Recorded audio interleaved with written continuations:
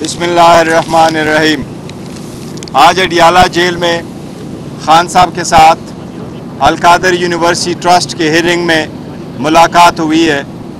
Al-Qadir university trust के case पे हम आपको ज़रूर ज़िक्र करते हैं और ख़ान साहब ने आज भी इस पे मीडिया से गुफ्तगू की है कि नेशनल अकाउंटेबिलिटी ब्यूरो इस वक्त ऑल आउट है, जो सिर्फ़ और सिर्फ ख़ान साहब को टारगेट किया है। ये ऐसा केस है जिसमें ट्रस्टी का कोई लेना देना नहीं होता, ट्रस्टी कभी मालिक नहीं बनता। गवाहों ने एडमिट किया है कि खान साहब ने ना कोई ज़ाती फ़ायदा लिया है और न ही सरकार को कोई लॉस हुआ है।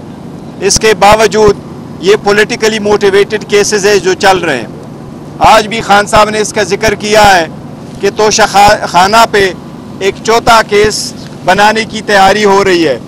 ये भी हम सारे समझते हैं कि ये पॉलिटिकल विक्टिमाइजेशन है और ये सिर्फ इस इदारे को इस्तेमाल किया जा रहा है खान साहब के ख़िलाफ़, जिसकी खान साहब ने आज भी बड़ी मजम्मत की है।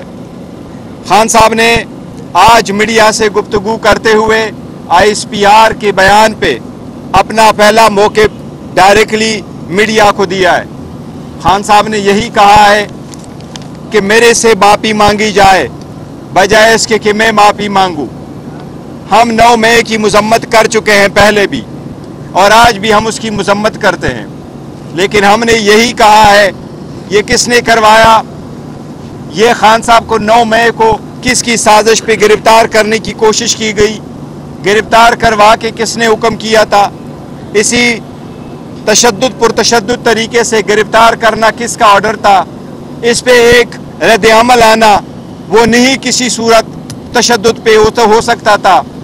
वो हम नहीं कहते कि इसकी जस्टिफिकेशन है तशद्दुद पे किसी का आना, लेकिन इसके साथ खान साहब ने ये कहा है कि इसी बात पे मुझे जेल में डालना, लेकिन इसके साथ खान साहब ने ये कहा है कि इसी बात पे मुझे जेल में डालना, बार बार मेरी कोशिश करना कि जेल में हो जाऊँ, चाहे वो 18 मार्च का हो, चाहे वो 9 मई का हो, चाहे वो फिर 5 अगस्त को विद इन मिनट्स उसकी गिरफ्तारी हो।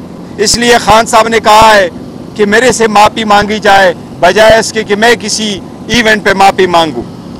खान साहब ने बड़ा कंसर्न शो किया है जो टैक्स कलेक्शन है। इसी तरीके से IMF के प्रोग्राम पे एक तशवीश का इजहार किया है। आल्दो हम बहुत कोशिश कर रहे हैं कि मुल्क आगे की तरफ बढ़े, इकानमी मुल्क बेहतर हो, आवाम के लिए सहूलतें हो, लेकिन वेल्थ की कलेक्शन क्रिएशन नहीं हो रही।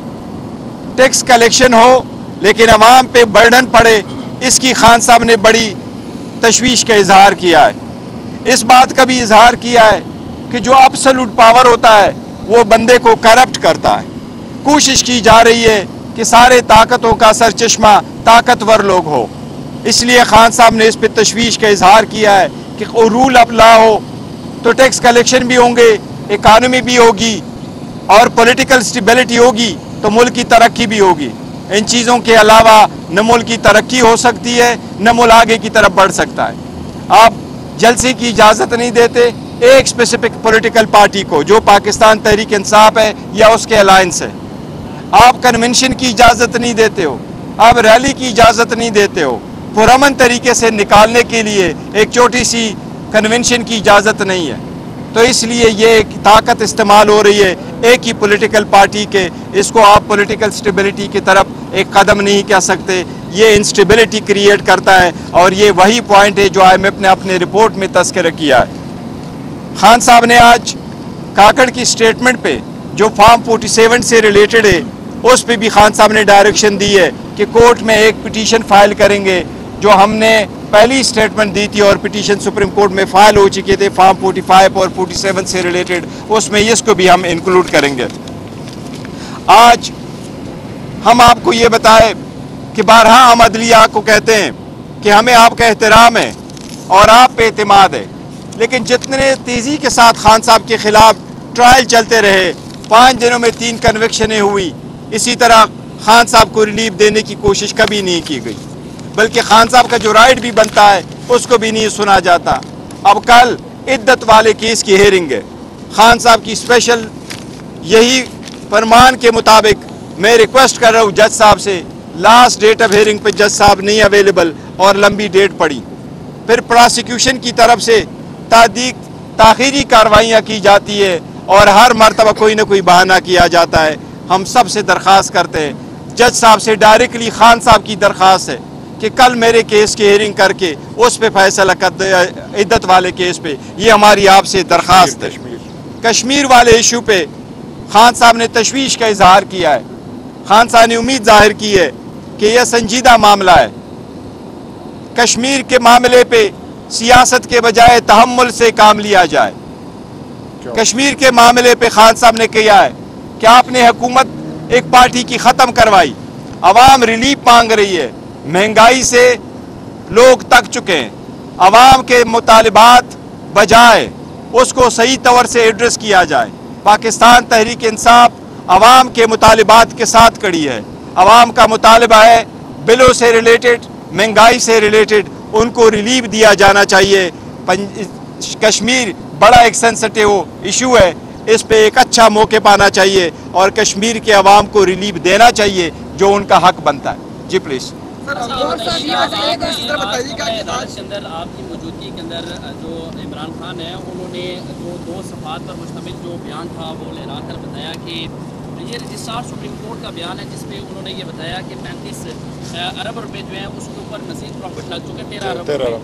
लेकिन जो नैब टीम है उन्होंने इसकी तरदीद की है। उन्होंने कहा डॉक्यूमेंट शेयर करेंगे। रजिस्ट्रार सुप्रीम कोर्ट है वो तो उन्होंने तो अभी तक बयान ही अदालत के अंदर जो है वो कलमबंद नहीं कर रहे हैं। देखिए, आपके पास जो गवाह के स्टेटमेंट आए हैं, आप लोग वहाँ बैठे हों, गवाह जितने भी आ रहे हैं, मेन स्टेटमेंट यही है कि ये पैसे जो जहाँ जमा थे उस पर तो ऑब्वियसली एक प्रॉफिट बेयरिंग अकाउंट में होता है, उस पर पैसे कितने बने और कितनी अमाउंट बनी और किस अकाउंट में है, ये तो फैक्चुअल इशू है, वो आए हुए हैं और वो वहाँ मौजूद है, वो पैसे मौजूद है। दिस इज़ वन थिंग जो हमारा मौके पे और खान साहब एक्चुअली बताना चाह रहे हैं वो यही है कि फाइनेंशियल ऑफिसर आया था यूनिवर्सिटी का और जो सरकार के बाकी गवाह आए थे, 2 चीज़ों का बड़ा एडमिट किया उन्होंने। पहली चीज़ जो उन्होंने एडमिट की है वो ये है कि इस ट्रांजैक्शन से सरकार को लॉस नहीं हुआ है, और दूसरी चीज़ जो उन्होंने एडमिट किया वो ये है यस खान साहब को इससे कोई फ़ायदा नहीं हुआ, ना उसने ज़ाती फ़ायदा लिया हुआ है।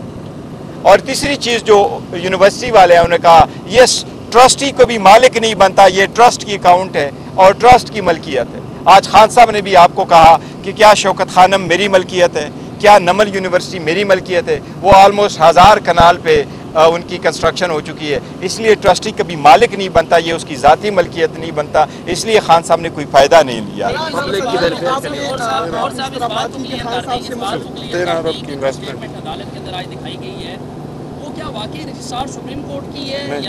देखिए, मैंने वो स्टेटमेंट नहीं देखी कि वो रजिस्ट्रार सुप्रीम कोर्ट की नहीं, उन्होंने स्टेटमेंट दिखाई है, मैंने वो देखी नहीं है कि वो रजिस्ट्रार सुप्रीम कोर्ट एविडेंस के लिए आए या नहीं आए। अगर उनकी लिस्ट पे मौजूद है तो वो आएंगे, लेकिन मैं कहता हूँ जो पॉइंट उन्होंने रेस करना था वो ये खान साहब ने फ़ायदा नहीं लिया, ज़ाती खान साहब की मलकियत नहीं है, स्टेट को नुकसान नहीं हुआ, खान साहब ट्रस्टी हैं, ओनर नहीं है। जी प्लीज़। सवाल में ये था कि आपने तो मुख्तलिफ बातें की, नून लीग चाहते हैं कि मुज़ाकरात हो, रास नवाज साहब निकल के आए कि नवाज शरीफ भी तैयार नहीं, तो मुज़ाकरात के हवाले से खान साहब ने क्या कहा और क्या आपने किया? देखिए, खान साहब की मुज़ाकरात के सिलसिले में आज भी वही पैगाम है कि मैं पहले कह चुका हूँ, डायलाग होने चाहिए, लेकिन डायलाग में कर रहा हूँ, मैं डील नहीं कर रहा। और जब हम डायलाग कर रहे हैं तो पाकिस्तान के लिए ही कर रहे हैं, नहीं ज़ाती मुफादात और इनारों के लिए कर रहे हैं। इस बात का ज़रूर एक है कि राना सनाउल्लाह ने जो स्टेटमेंट दी है ये इस बात का मौके पे कि वो एक भी चीज़ मान चुका है कि यस खान साहब एक हकीकत है, पाकिस्तान तहरीक इंसाफ हकीकत है, पाकिस्तान तहरीक इंसाफ की जो विक्ट्री है वो एक हकीकत है, वो फाइनली ये मान चुके। दिस अ गुड साइन कि ये उन्होंने ये मान चुके। शेर अफजल ने मुश्किल वक्त में पार्टी को लीड किया, 9 मई के बाद कोई लीडर सड़कों पे नहीं था, शेर अफजल मरवत साहब थे। अब उनके साथ जो किया जा रहा है आपको नहीं लगता कि उनके साथ? देखिए, पार्टी के एक मिनट पार्टी के इंटरनल मामलात पे यहाँ बात नहीं करते, वो हम कर चुके हैं। जी सर, मेरा ये कश्मीर पे सवाल है कि आपने कहा कि वहाँ पे हुकूमत ख़त्म की गई, वहाँ पर पहले वज़ीर आज़म को खुद हटाया, उसने प्रेस कॉन्फ्रेंस की थी कि अली अमीन गंडापुर के हवाले में आज़ाद कश्मीर का खजाना नहीं कर सकता था क्योंकि वो वज़ीर अमूर कश्मीर थे। दूसरे वज़ीर आज़म ने supreme court of Azad Kashmir के ख़िलाफ़ कहा था कि मैं उसके खिलाफ बयान दिया था, जिस पर वो अदालत से नाअहल हुए थे। और जो तीसरे वज़ीर आज़म अभी हैं یہ لاہور عمران خان سے ملاقات کر کے اس کے بعد دیکھیں میں آپ کو یہ کہہ رہا ہوں ملاقات نہیں، یہ دیکھو بات یہ ہے کہ جو پہلے کیا سٹیٹمنٹ دی ہیں وہ پولیٹیکل سٹیٹمنٹ لیڈر ایک دوسرے کے خلاف دیتے رہتے ہیں، لیکن خان صاحب نے آج بھی آپ نے یہی کوشچنز کیا تھا، لیکن جو مین مقصد خان صاحب کا پیغام لوگوں کو پہنچانا ہے وہ پبلک اس ڈیمانڈ کو سپورٹ کر رہے ہیں کہ یہ مہنگائی بڑی ہے، غیر ضروری قسم کے لوگوں کو بل جا رہے ہیں، حکومت کو اسٹیپس لینے چاہیے تاکہ عوام کا وہ ایڈریس ہو، تو وہ جو ان لوگوں میں اضطراب پایا جاتا ہے اور جو تشدد پہ ساری احتجاج پہ مجبور کر رہے ہیں وہ ان کا جو جواز ہے وہ ختم ہو جائے، اس بات کے لیے خان صاحب نے نشاندہی کی ہے کہ سینسیٹیو میٹر ہے کشمیر کا، اس کو فوراً ایڈریس کیا جائے۔ خان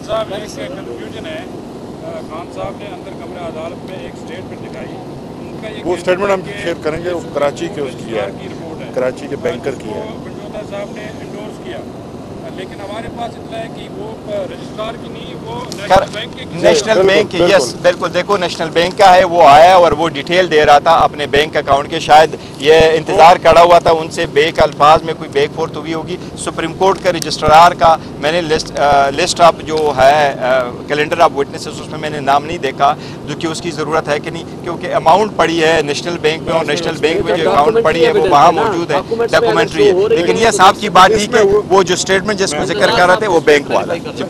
اس میں ہوا یہ ہے کیلنڈر آف وٹنسز اس میں میں نے نام نہیں دیکھا، جو کہ اس کی ضرورت ہے کہ نہیں، کیونکہ اماؤنٹ پڑی ہے نیشنل بینک میں اور نیشنل بینک میں جو اکاؤنٹ پڑی ہے وہ وہاں موجود ہے، ڈاکومنٹری ہے، لیکن یہ صاحب کی بات تھی کہ وہ جو اسٹیٹمنٹ جس کو ذکر کر رہے تھے وہ بینک والا ہے۔ اس میں ہوا یہ ہے کہ جو سپریم کورٹ رجسٹرار نے پیسے انہیں اپنے اکاؤنٹ میں آنے کا انہوں نے ایڈمٹ کیا ہے، اور دوسرے نمبر پہ انہوں نے اس پیسے کو فردر انویسٹ کرنے کی جو ہے وہ بھی انہوں نے بتایا کہ انویسٹ ہوا ہے، اور اس انویسٹمنٹ کے نتیجے میں 13 ارب روپے کا بینیفٹ آیا ہے سپریم کورٹ کو۔ تو یہ چیز ریکارڈ پہ آئی ہے تھرو جو نیشنل بینک کے ہمارے کراچی سے ایک نمائندہ آئے تھے ان کی اسٹیٹمنٹ کے تھرو، تو رجسٹرار کی صرف پرمیشن ہے کہ انہوں نے انویسٹ کیا ہے، اور یہ اسٹیٹمنٹ جو ہے وہ فائنینشیل آفیسر بینک سے ان کی طرف سے آئی ہے۔ ہو گیا؟ ابھی تک مذاکراتی کمیٹی کو کیا جو حاصل ہوا ہے سارے سلسلے میں، کیا مذاکرات آگے چل رہے ہیں؟ دیکھیں مذاکراتی کمیٹی نہیں ہے، سارے بندے ان کے پاس خان صاحب نے جو اختیار دیا، لیکن آج تک اس میں کوئی پیش رفت نہیں ہوئی ہے، مذاکرات میں ڈائلاگ پہ آج تک کوئی پیش رفت نہیں ہوئی ہے، نہ کوئی اپروچ کیا گیا، نہ اپروچ کروایا گیا ہے، نہ کسی وہ ہے، اس لیے اگر کچھ ہوا تو ہم آپ کو ضرور اطلاع کریں گے کہ کیا پیش رفت ہوئی ہے۔ Thank you so very much. جی جی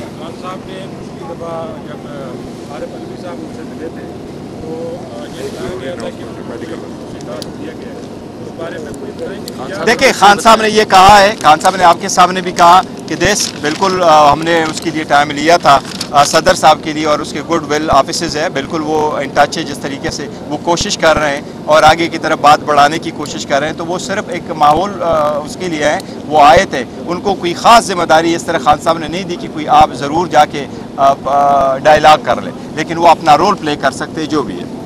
میڈیکل کے بارے میں یہ میڈیکل کے بارے میں آپ کو بتا رہے تھے، کورٹ نے ایک آرڈر کیا۔ خان صاحب کے میڈیکل کے اوپر جو کنسرن تھا ہمارا، پچھلے ہفتے بھی ایک آرڈر آیا تھا، جس آرڈر کے مطابق خان صاحب کا میڈیکل ایگزامینیشن اور ان کے جو ٹیسٹ ہیں وہ شوکت خانم اسپتال کے جو ہمارے ٹرسٹڈ ڈاکٹرز ہیں اور پیمز اسپتال کے جو ڈاکٹرز ہیں، وہ چونکہ رولز کے اندر پیمز اسپتال ہے، لیکن کورٹ نے یہ پرمٹ کیا کہ ہماری سیٹسفیکشن کے مطابق ہمارے جو اپنے ڈاکٹرز ہیں ان کے ساتھ مل کر ٹیسٹ ہو سکیں۔